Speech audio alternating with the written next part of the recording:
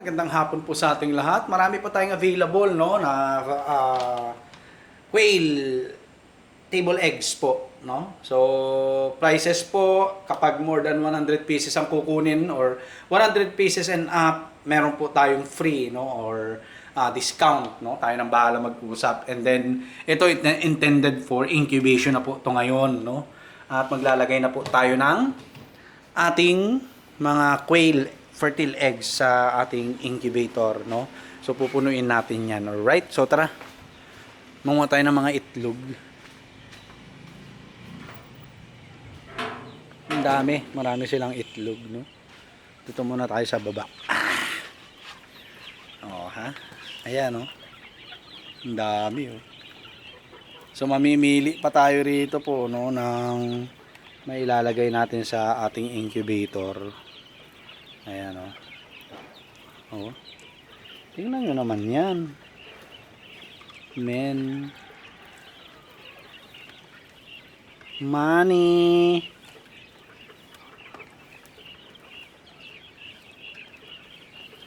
Soon po, magbibenta na rin po tayo ng ano, no, ng fertile eggs at saka mga RTL, no. At yung prices po natin, abang-abangan nyo lang. At para ano po, no, malaman nyo rin po, no, pag gusto nyo mag-start ng puguan, ayan, no, kontakin nyo lang ako nang kukontakin nyo yan, hindi na yung ibang tao, no, kasi syempre, di ba, ayan, no, tingnan nyo naman yan, bawat labas ng itlog ng pugo, pera yan boy, pera yan, ito yung pinaka nakaka-enjoy, no, gawin, no? Oh, ha? Dami natin mapipili, oh, for incubation. Ayun, meron pa isa doon sa loob. Okay, gandahanin lang natin kasi baka magkanda basag naman to, ano? Yun, ang ganda ng size nung ano, oh. Money.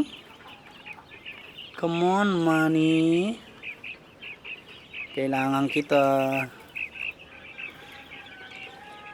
Pag ako talaga po nakaipon-ipon, mag-over the counter tayo paunti-unti ng utang natin kay DepEd talaga, no? Tapos yun, tapusin na natin ang kabanata ng buhay natin bilang empleyado, no? At tayo po yung mag-focus. Ito, may dalawa pang itlog ng manok. Pansarili lang muna tong itlog ng manok, ha? O, di ba? Yung kunin natin yun, no? Ganda ng sukat. Saglit.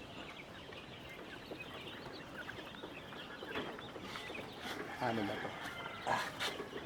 Ayun eh, oh. Okay.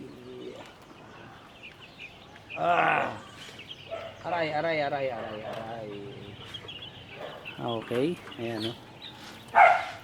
So ito po, ipipilian po natin ito mamaya, no, ng pang-incubate natin sa ating mga incubator.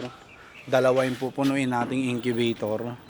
At ayan, oh, ang gaganda ng size. May mga nakikita akong magagandang size talaga, no?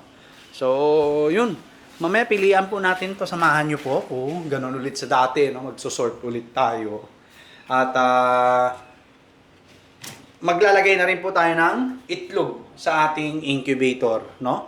At hindi na natin magagalaw yung mga fertile eggs natin dahil marami tayong stock ng pambentang table eggs po ng itlog ng pugo. So kung tatanungin niyo ako, itong binigay po sa atin ni Sir Sandy Madamba is halo yan, no?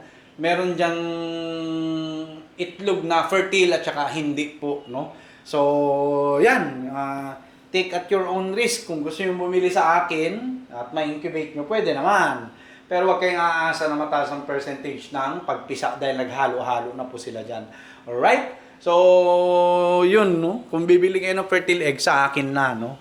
Huwag kayong mag-alala dahil once na napuno na natin to, tayo po ay magbebenta ng fertile eggs po, no? Magbebenta tayo ng fertile eggs. So, yun lang po.